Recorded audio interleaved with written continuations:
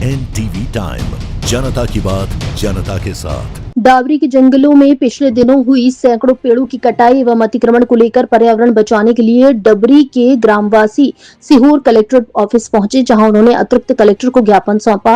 One विकास निगम परियोजना मंडल सीहोर अंतर्गत आने वाले डावरी के कक्ष क्रमांक 259 और 260 में बड़े पैमाने पर पेड़ों की कटाई और वन भूमि पर अतिक्रमण का खेल चल रहा है।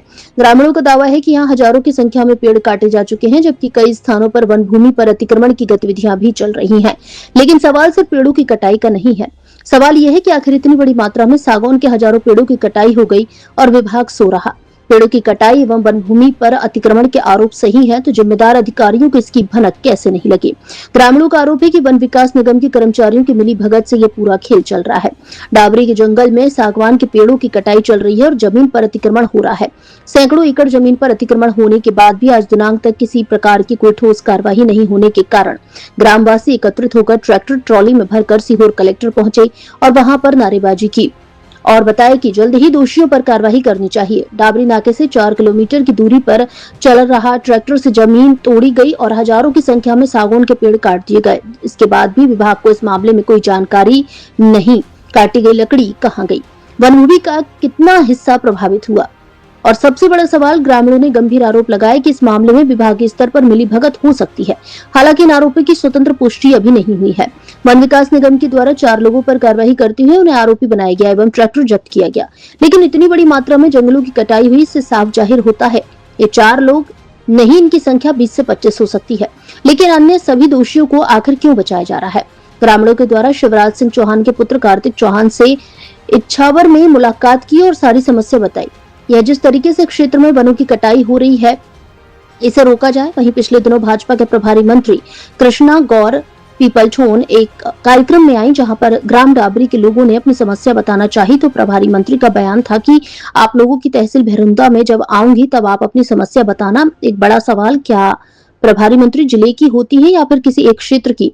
अगर उनका पद जिले का है तो जिलेवासी कहीं भी उनसे शिकायत या अपनी समस्या का समाधान के लिए मिल सकते हैं। सोशल मीडिया पर उनका यह वीडियो जमकर वायरल हो रहा है। नेताओं के पास जाते हैं, कोई कार्रवाई नहीं होती। अधिकारी के पास जाते हैं, कोई कार्रवाई नहीं करते।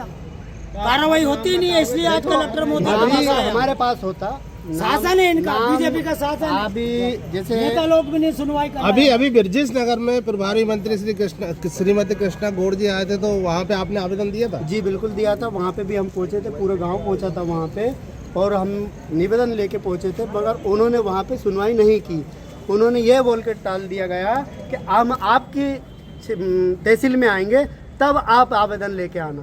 नहीं तो वो तो सीहोर जिले के प्रभारी हैं। हमारा गाँव पड़ता है 9 किलोमीटर हमारा गांव पड़ता है। हमने बोला आप तत्काल वहां से जाके देखिए, आप 40 किलोमीटर से हमारे गांव पे आ जाओगे। जब यहां से 9 किलोमीटर नहीं जा पा रहे हो आप, तो आप 40 किलोमीटर से आ जाओगे क्या?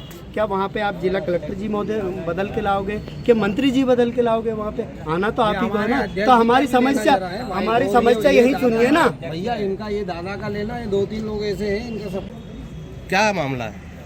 अब ये इसी का ये निगम का जो पूरा विस्तार से बताइए क्या मामला। जो अतिक्रमण हुआ है सारा अभी गाँव, कितने रकबे पे अतिक्रमण हुआ है? कितने सागौन के पेड़ काटे गए कम से हैं? कम 1500 से ऊपर कट गए हैं। हाँ, कितने रकबे पे? कम से कम 300-450 एकड़ पे हुआ है। किसने किया है ये सब?